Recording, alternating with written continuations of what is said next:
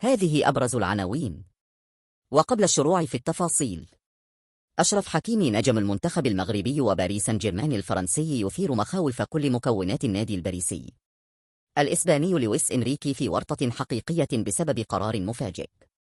الإعلام الرياضي الفرنسي يكشف حقيقة توجه النادي الباريسي. أرقام حكيمي وإحصائياته تزيد الضغط على الإدارة التقنية للنادي الفرنسي. والآن إلى التفاصيل. وقبل ذلك لا تنسوا مشاهدين الاشتراك بالقناة وتفعيل زر الجرس لتتوصلوا بآخر الأخبار دائما.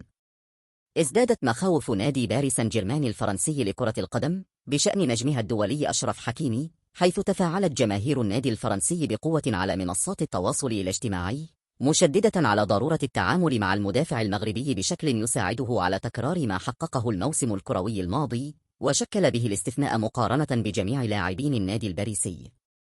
إذ لم يستفد المغربي حكيمي من فترة راحة لموسمين كرويين على التوالي، بعد أن خاض الصيف ما قبل الماضي أولمبياد باريس وتوج رفقة الأشبال بالميدالية البرونزية، ثم التحق بعدها مباشرة بتدريب باريس سان جيرمان. كما لم يستفد حكيمي من فترة راحة بعد التتويج نهاية الموسم الجاري بدوري أبطال أوروبا، حيث خاض المعسكر الإعدادي للأسود، وشارك في ودية تونس كأساسي وكاحتياطي ضد البنين، ثم التحق بالنادي الفرنسي في مشاركته في الموندياليت الأخير بأمريكا.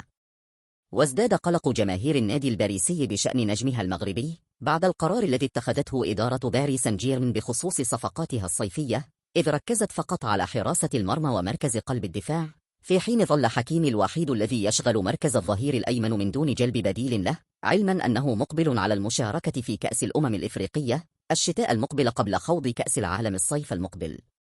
وقد أثار قرار المدرب الإسباني لويس إنريكي بشأن غياب بديل للنجم حكيمي الكثير من التساؤلات، وفقا لصحيفة ليكيب، لا سيما أمام تعرض نجوم النادي للإصابات على غرار الفرنسيين عثمان ديمبيلي، ديزيري دوي، والإسباني فابيان رويز، مشيرة إلى أنه يتعين على الطاقم التقني الباريسي توخي الحذر لتجنب المزيد من المشاكل البدنية، على اعتبار أن حكيمي يعد اللاعب الأكثر مشاركة في الموسم الماضي، ومن بين أكثر اللاعبين عرضة للخطر، بمشاركته 4667 دقيقة 55 مباراة مع باريس سان جيرمان الموسم الماضي، متقدما على كل من البرتغاليين فيتينيا 4521 دقيقة، بونيفيس 4276 دقيقة، فضلا عن 450 دقيقة أخرى لعبها حكيمي مع المنتخب المغربي في 5 مباريات.